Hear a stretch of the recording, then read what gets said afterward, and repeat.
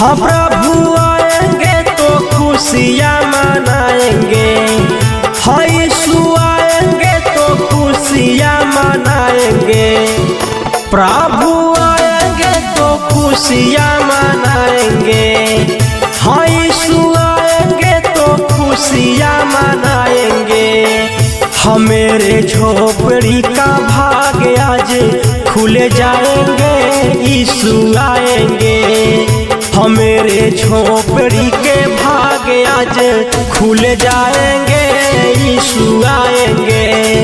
हाँ यीशु आएंगे, आएंगे प्रभु आएंगे।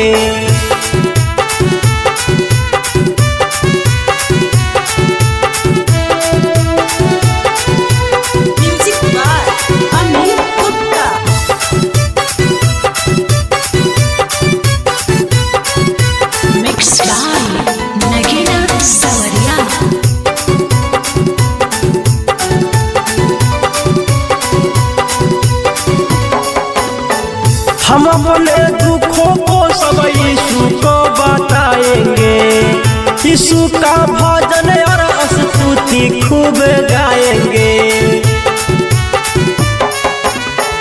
हम अपने दुखों को सब यीशु से बताएंगे, यीशु का भजन और स्तुति हम गाएंगे। हाँ सब कलेसियों का भाग आज खुल जाएंगे, यीशु आएंगे। सब कलेसियों का भाग आज खुल जाएंगे, प्रभु आएंगे। यीशु आएंगे, आएंगे यीशु आएंगे।